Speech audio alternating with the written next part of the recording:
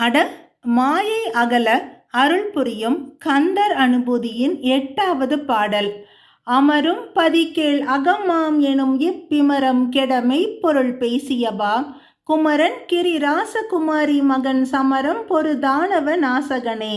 இந்த பாடலுக்கான பொருள்: குமாரப்பெருமானே, அடியேன் விரும்பி வாழும் ஊர் மனைவி மக்கள் முதலிய உறவினர்கள், நான் என்று சொல்லப்படுகின்ற ஆன்மா ஆகியவை பற்றிய அடியேனின் மயக்கம் கெடுமாறு உண்மை பொருளை போதித்தவரே.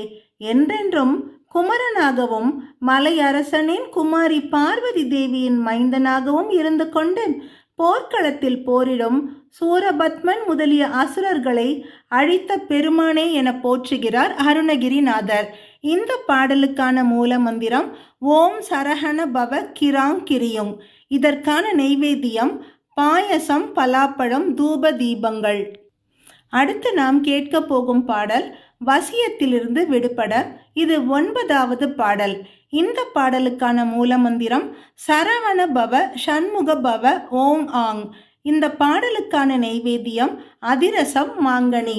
மட்டு ஊர் குழல் மங்கையர் மையல் வலைப்பட்டு ஊசல் படும் பரிசு என்று ஒழிவேன் தட்டு ஊடு அறவேல் சைலத்து எரியும் நிட்டூர நிராகுல நிற்பயனே. இந்த பாடலுக்கான பொருள்: தேன் சொரியும் நறுமண மலர்களால் அலங்கரிக்கப்பட்ட கூந்தலை உடைய பெண்களின் மோக வலையில் சிக்கிக்கொண்டு உள்ளம் தடுமாற்றம் அடையும் துன்பத்திலிருந்து அடியேன் எப்போது நீங்குவேன்? தடைகள் எதுவுமின்றி கிரௌஞ்ச மலையை ஊடுருவி செல்லும்படி வேற்படையை எரிந்த வலிமையை உடையவரும் துன்பமும் பயமும் அற்றவருமான திருமுருகப் பெருமானே என புகழ்கிறார் அருணகிரிநாதர். அடுத்தது 10வது பாடல். இறுதியில் முருகப்பதம் கிடைக்க.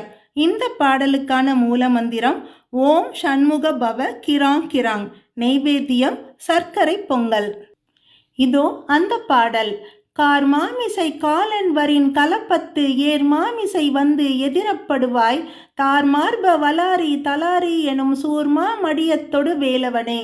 இந்த பாடலுக்கான பொருள்: கரிய எருமைக்கடாவின் மீது அடியேனின் உயிரை கவர்ந்து செல்ல வேண்டி யமன் வரும்பொழுது அழகிய தோகைகளை உடைய மயிலின் மீது ஏறி அடியேன் முன் வந்து காப்பாற்றி அருள்வீராக.